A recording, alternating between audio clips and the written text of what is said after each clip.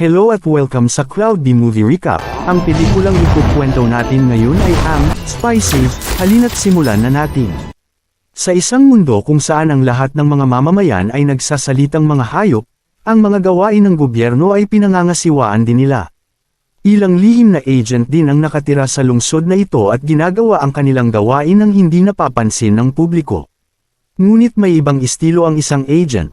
Ang isang pusa na nagngangalang Vladimir Willis ay labis na nakatuon sa kanyang trabaho at kadalasang nagdudulot ng problema sa iba. Ang kanyang kasalukuyang misyon ay upang mangolekta ng isang maleta na may mga bihirang item. Si Vladimir ay nagmamasid sa paligid habang ang isang unggoy na nagngangalang Harry ay nagpapatuloy upang kunin ang maleta. Biglang inagaw ng grupo ng mga tigre ang mga maleta at nagmadaling umalis sakay ng mga motorsiklo. Agad na kumuha si Vladimir ng isang jet car kasama ang may-ari at hinabol ang mga tigre. Wala siyang pakialam sa traffic o kahit sinong hamarang sa kanya. Sa kalaunan, bumagsak siya sa isang kafe at hinuli ang mga tigre. Talagang ipinagmamalaki ni Vladimir ang kanyang pagganap at bumalik sa opisina upang tanggapin ang kanyang gantimpala. Pinayuhan ng kanyang kasamahan na si Oxford si Vladimir na mag-ingat sa kanyang misyon, at baka mapatay siya isang araw. Nag-alok pa si Oxford na gumawa ng armor para sa kanyang ngunit tumanggi si Vladimir. Pumunta siya upang makipagkita sa boss at pinagmalaki kung gaano kahirap ang misyon. Gayunpaman, hindi masaya ang boss niya, dahil sa kanyang paghabol, nasira ni Vladimir ang ilang mga gusali at sasakyan. Nagdulot din siya ng mga pinsala sa 17 mamamayan at isang kapwa agent ay nasa ospital. Alam ng boss na si Vladimir ay isang passionate sa trabaho ngunit hindi niya mapigilan ang sarili at nasasaktan ang mga tao sa paligid niya. Sa makatuwid, nagpa siya ang boss na turuan si Vladimir ng isang leksyon. Siya ay itinalaga sa tungkulin sa seguridad sa isang offshore platform sa Oriental Sea. Mayroong mahalagang material na nakaimbak sa platform kaya hindi dapat basta-basta ang gawaing ito. Pinili ng boss si Vladimir dahil ang plataporma ay isang tahimik na lugar kaya magkakaroon ng pagkakataon si Vladimir na mag-isip sa kanyang mga kilos. Nagsimulang magpanik si Vladimir at nagprotesta laban sa desisyong ito ngunit wala siyang magagawa. Kinabukasan, nang makarating si Vladimir ay nangdiri na siya sa lahat ng kalat sa paligid. Ang mga maruruming damit ay nagkakalat sa paligid kasama ng ilang natitirang pizza. Biglang lumabas ng banyo ang kasama niyang si Hector. Mula sa lahat ng mga hayop na maaari niyang maging kasama, si Hector ay isang daga na pinakakinaiinisan ni Vladimir. Sinubukan ni Hector na maging magalang at ipinakita kung gaano siya kasaya na sa wakas ay magkaroon ng kaibigan ngunit nilinaw ni Vladimir na narito lamang siya para gawin ang kanyang trabaho at hindi siya mahilig makipagkaibigan. Ipinapalagay ni Vladimir na tatawagan siya sa lalong madaling panahon ngunit lumilipas ang mga araw at kailangan niyang tanggapin ang kanyang bagong boring na buhay. Isang submarino ang nakarating sa platform at nais na nakawin ang mahalagang radio site na nakatago sa basement. Sa halip na bantayan ng mga security camera, abala si Hector sa panunood ng drama series ng paborito niyang aktor na si Mia. Nabigo si Vladimir sa hindi makatutuhanang pag-uusap ng drama at pinatay ang volume. Nagalit talaga si Hector at nagsimulang makipag-away kay Vladimir. Bigla nilang napansin ang warning light at agad na tiningnan ang CCTV. Pareho silang nagmamadali patungo sa basement ngunit bago sila makarating doon, nagpadala ang mga kalaban ng ilang drone para pigilan sila. Nilabanan sila ni Vladimir gamit ang kanyang baril habang ginagamit ni Hector ang kanyang mga teknikal na kasanayan upang i-reprogram ang drone. Nagtagumpay si Vladimir na mahuli ang mga kalaban ngunit dahil sa kakulangan ng pagtutulungan ng magkasama, nataman siya ni Hector at ang mga nanghihimasok ay nakakuha ng pagkakataong makatakas gamit ang radio site. Patuloy na sinisisi ni Vladimir at Hector ang isa't isa at pinagsisihan ang pagiging magkasama. Pumunta sila sa ahensya at talagang nagagalit ang boss dahil isang trabaho lang ang dapat gawin ng mga agent ngunit hindi nila ito magawa. Sa kabutihang palad, si Vladimir ay nakakuha ng ilang patunay. Ang mga nagnakaw ay nakahulog ng isang talaan na nagpapahiwatig na sila ay nagpapatakbo mula sa isang ospital sa downtown. Huminahon ang boss matapos malaman ito at binigyan ng isa pang pagkakataon ang mga agent. Kailangan nilang pumunta sa ospital na palihim at imbestigahan ang pagnanakaw na ito. Dapat nilang mahanap ang mga magnanakaw at ibalik ang radio site kung hindi ay mawawalan sila ng trabaho. Pareho silang nakakuha ng pekeng pagkakakilanlan ng mga nurse at nakarating sa ospital.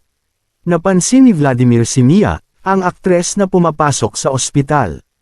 Talagang nasasabik si Hector na makita siya at habang siya ay ginulo, hinampos siya ni Vladimir ng tranquilizer at dinala siya sa stretcher. Matapos makapasok sa ospital, iniwan ni Vladimir si Hector sa koridor at tumungo upang tapusin ang misyon ng mag-isa. Pagkaraan ng ilang sandali, bumalik si Hector sa katinuan at nagsimulang hanapin si Vladimir. Samantala, nakipag-usap si Vladimir sa ibang mga hayop upang maghanap ng mga ebidensya. Nakilala din niya ang dalawang maintenance na sina Jim at Cap pero parang wala din silang masyadong alam. Napansin ni Vladimir ang nagbabagang balita sa Hall TV na agad nakaagaw ng kanyang atensyon. Kaninang umaga, isang puting rhinocero ang inatake ng hindi kilalang individual. Ang kawawang hayop ay na-freeze sa pamamagitan ng isang nagyayelong laser beam. Dinala siya sa parehong ospital kung nasaan si Vladimir. Ang mga nurse ay nagpupumilit na kaladkarin ang rhinocero dahil siya ay napakabigat. Napansin ni Vladimir na ang isa sa mga nurse ay isang magandang babaeng kuneho na nagngangalang Chloe na nagpapabilis sa kanyang tibok ng puso. Agad siyang sumugod para mapabilib si Chloe. Ang mga rhinocero ay ginawang estatwa ng yelo at walang makatusok sa kanyang balat. Ang tibok ng kanyang puso ay patuloy na bumabagsak. Ang mga doktor ay naghahanda upang bigyan siya ng shock ngunit sina Cap at Jim ay ginulo ang mga cable ng ospital at naging sanhi ng pagkasira ng kuryente. Ang rhinoceros ay mayroon ding isang maliit na anak na babae na umiiyak para sa kanyang ama. Naawa si Vladimir sa kawawang bata at agad tumulong. Kinuha niya ang igat mula sa tangke ng isda at ginamit ito upang bigyan ng shock ang rhino. Sa kabutihang palad, nagsimula siyang huminga muli. Si Chloe ay talagang humanga at nag-alok na ipakita kay Vladimir ang ospital. Ngunit nagambala sila ni Jim na naging dragon matapos aksidenteng nakainom ng kape. Tinulungan ni Vladimir si Chloe na kontrolin ang dragon ngunit ang kawawang si Hector ay nawalan muli ng malay at sa pagkakataong ito ay itinapon siya sa isang nakalock na ward na puno ng mga pasyenteng may sira sa pag-iisip. Sa halip na sumuko, nakipagkaibigan si Hector sa mga pasyente at tagumpay sa paglabas sa ward. Sa kabilang banda, nag-e-enjoy naman si Vladimir kasama si Chloe. Nag-aalok pa nga siya na makipag-dinner sa kanyang ngunit biglang pumasok si Hector at sinira ang buong sandali. Dinala siya ni Vladimir sa isang ekstrang silid at nagsimula silang magtalo muli. Biglang napansin ni Vladimir na nakatayo sila sa silid ng rhinoceros ngunit wala siya roon. May narinig silang paparating at nagtago sa ilalim ng kama. Ang doktor at si Mia. Gusto niyang magkaroon ng pinakamagandang kwarto kaya dinala siya ng doktor dito. Pagkaalis ng doktor, nagsimulang makipag-usap si Mia sa telepono ngunit talagang kainahinala ang kanilang pag-uusap. Agad siyang hinarap ni na Vladimir at Hector ngunit ibinunyag ni Mia na nag-e-ensayo lang siya para sa kanyang bagong papel bilang isang espiya. Pipiliin na sana siya ng direktor ngunit nais niyang putulin niya ang kanyang antena. Hindi niya magagawang makipag-usap sa kanyang mga kapatid na babae pagkatapos ng operasyong ito ngunit talagang gusto ni Mia ang papel na ito. Matapos mapagtanto na sina Vladimir at Hector ay tunay na mga espiya, hiniling niya sa kanila na payagan siyang sumali sa kanilang misyon upang makapagsanay siya para sa kanyang role. Nagbanta si Mia na ibunyag ang pagkakakilanlan ng mga agent kung hindi nila tatanggapin ang kanyang deal. Pumayag naman si Vladimir dahil wala na silang ibang pagpipilian at handa na si Hector na gawin ang anumang sasabihin ni Mia. Nagpasya silang magsimula sa pagsisiyasat sa pagkawalan ng mga rhinoceros. Ang kanilang unang sospek ay ang doktor. Sinimulan nilang hanapin siya sa koridor at nakita nila ang dalawang paniki na kainahinala. Naghihintay si Vladimir sa pintuan habang si Hector ay nagmamadaling pumunta sa susunod na palapag gamit ang hagdan. Nakapagtataka, ang mga paniki ay hindi umabot sa susunod na palapag at nawala sila. Bumalik si Hector at tiningnan ang mga cable. May lihim na palapag sa pagitan ng mga markadong palapag. Ang mga agent ay pumunta doon at nakahanap ng isang inabandunang bahagi ng ospital. Tumingin-tingin sila sa paligid at nakakita ng VHS tape at ang uniforme ng submarino. Napansin din ni Vladimir ang mga larawan ng doktor na mas lalong pinaghihinalaan niya. Pagkatapos maglakad pa, nakita nila ang mga paniki na dinadala ang mga rhinocero. Pinuntahan nila ito para harapin sila ngunit isang cyborg ang umatake sa kanila ng kung saan. Ito ay ang parehong robot na ginamit ang kanyang ice gun upang e-freeze ang rhinoceros. Nakahanap si Mia ng inabandonang jet ng ahensya at ginagamit ito ng mga agent para sundan ang cyborg. Nanguna si Vladimir at inatake niya ang cyborg gamit ang kanyang laser gun. Ngunit ang cyborg ay masyadong malakas at natalo si Vladimir. Ipi-freeze na sana niya si Vladimir ngunit nakaabot si Hector sa tamang oras at nagawang masira ang kamay ng cyborg. Tumakas siya at bumalik ang mga agent sa unang palapag. Iniisip ni Vladimir na ang doktor ay ang Ice Demon Cyborg. Ninakaw niya ang radiosite para mapagana ang kanyang suit. Sa kabutihang palad, hinila ni Vladimir ang ilang buhok mula sa cyborg at ibinigay ito kay Hector upang kumpirmahin na ang doktor ang nasa likod ng lahat ng ito. Nakakagulat, ang DNA sa buhok ay hindi tumutugma sa anumang kasalukuyang species. Magtatagal ang pag-scan para sa mga bihirang species. Lumapit doon si Chloe para dalhin si Mia para sa kanyang operasyon. Pinayuhan siya ni Hector na mag-isip muli ngunit determinado si Mia kahit na mahal din niya ang kanyang anteni. Napansin ni Vladimir ang sitwasyon at nagpa siya na tumulong sa anumang makakaya niya. Matapos makapasok sa Operation Theater, sinadya niyang sirain ang isang makina at naantala ang operasyon. Napansin din niya ang benda sa kamay ng doktor at lalong lumakas ang kanyang hinala. Bumalik siya kay Hector at kinuha ang VHS tape. Nagrenta sila ng bisikleta para magpunta sa isang tindahan ng mga antek para makabili ng tape player. Binubuo ito ng 20 taong gulang na footage na naitala ng doktor, at nasa Mammoth Island siya. Ang huling ilang mammoth ay matatagpuan dito. Dahil sa global warming, mabilis na namamatay ang mga mammoth at plano ng doktor na iligtas ang species na ito. Gumawa siya ng isang espesyal na makina na gumagana sa radiosite. Ang kanyang layunin ay lumikha ng isang microklima sa islang ito upang mabuhay ang mga mammoth dito ng mapayapa. Sa ngayon, ang makina ay maaari lamang lumikha ng malamig na panahon ngunit sa lalong madaling panahon ay makakagawa na ito ng anumang nais na panahon. Sa pamamagitan nito, lahat ng endangered species ay maililigtas at maiiwasan ang mga natural na sakuna tulad ng baha. Pinapatakbo ng doktor ang makina ngunit sa kasamaang palad, nag-malfunction ito at nagyayelo sa buong isla, dahil dito naubos ang mga mammoth. Napagpasyahan ni Vladimir na gagawin ng doktor ang parehong eksperimento sa mga rhinoceros. Dapat nilang pigilan siya. Hindi na hinintay ni Vladimir ang resulta ng DNA at ipinaalam sa kanyang boss na si Kotor. Talagang ipinagmamalaki niya ang kanyang mga agent at binibigyan niya ng promosyon sina Vladimir at Hector.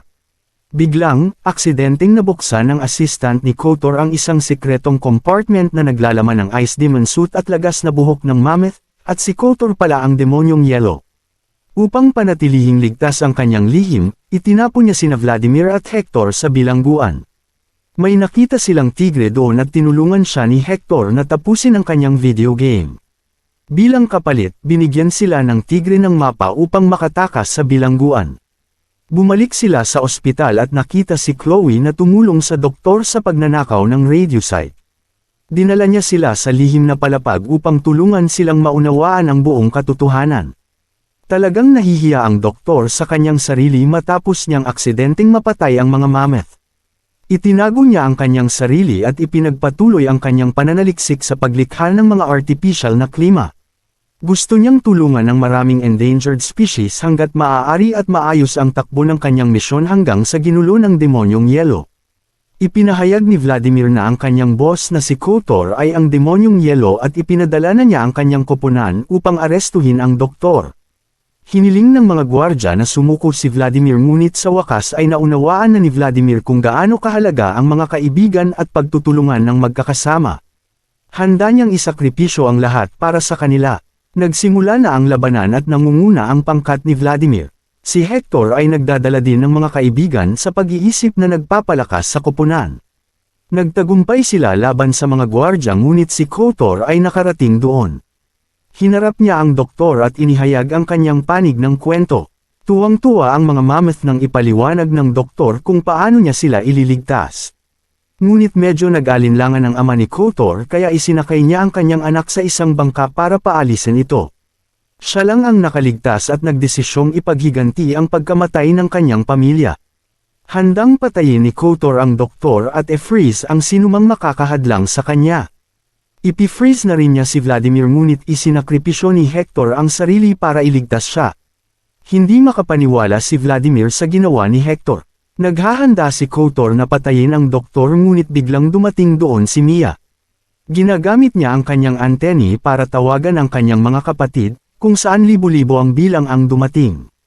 Pinalibutan nila si Kotor at si Vladimir ay nakakuha ng pagkakataon na sirain ang radio site. Galit na galit pa rin si Kotor ngunit may nakikita siyang nagpabago ng lahat, at ito ang childhood sweetheart niya.